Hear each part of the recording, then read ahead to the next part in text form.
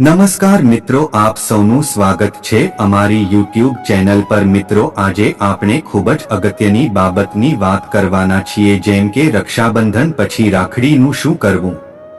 રાખડી બાંધતી વખતે ચહેરો કઈ દિશામાં રાખવો।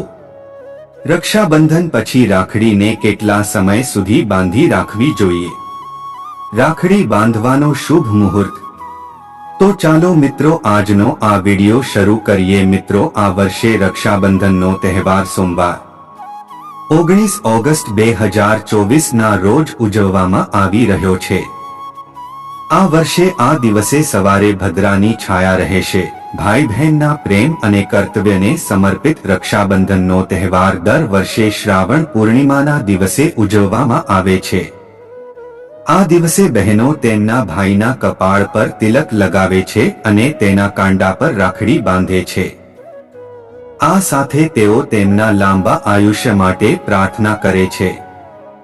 આ સાથે ભાઈઓ તેમની બહેનોને ઘણી બધી ભેટો આપે છે અને તેમના મુશ્કેલ સમયમાં તેમને સાથ આપવાનું વચન આપે છે। આ વર્ષે રક્ષાબંધનનો તહેવાર સોમવાર 19 ઓગસ્ટ 2024 ના રોજ ઉજવવામાં આવી રહ્યો છે। આ વર્ષે આ દિવસે સવારે ભદ્રાની છાયા રહેશે, તેથી બહેનો તેમના ભાઈઓના કાંડા પર બપોરે 1:30 વાગ્યા પછી જ રાખડી બાંધી શકશે।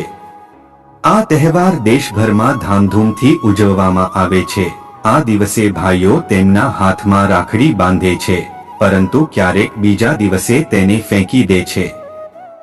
શાસ્ત્રો અનુસાર આમ કરવું અશુભ છે। આવો જાણીએ રક્ષાબંધન પછી કેટલા દિવસો સુધી રાખડી બાંધવી અને તેની સાથે શું કરવું જોઈએ। વર્ષ 2024માં રાખડી બાંધવાના મુહૂર્તની વાત કરીએ તો રક્ષાબંધનનો સમય બપોરે 1:30 થી 9:06 સુધી। રાખડી બાંધવાનો સમય બપોરે 1:46 થી 4:19 સુધી। રાખડી બાંધવા માટે 2 કલાક 37 નો સમય મળશે। રક્ષાબંધનમાં પ્રદોષ કાલનો શુભ સમય સાંજે 6:56 થી 9:07 સુધીનો રહેશે। રક્ષાબંધન પછી રાખડીનું શું કરવું। મિત્રો, રક્ષાબંધન પછી ઓછામાં ઓછા 21 દિવસ સુધી રાખડી બાંધવી જોઈએ। જો શક્ય હોય તો શ્રી કૃષ્ણ જન્માષ્ટમી એટલે કે સુધી તેને અવશ્ય બાંધો। રાખડી ઉતાર્યા પછી તેને લાલ રંગના કપડામાં લપેટીને તે જગ્યાએ રાખો જ્યાં બહેન સાથે જોડાયેલી અન્ય વસ્તુઓ રાખવામાં આવી હોય અથવા કોઈ પવિત્ર સ્થાન પર રાખો।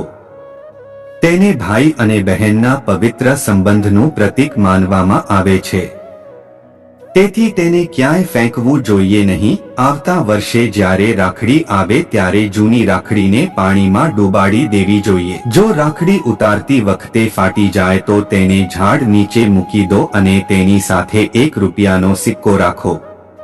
આ સિવાય તેને પાણીમાં ડૂબાડી દેવું જોઈએ। રાખડી બાંધતી વખતે ચહેરો આ દિશામાં રાખો। રાખડી બાંધતી વખતે ભાઈનું મુખ પૂર્વ તરફ અને બહેનનું મુખ પશ્ચિમ તરફ હોવું જોઈએ, તે શુભ માનવામાં આવે છે।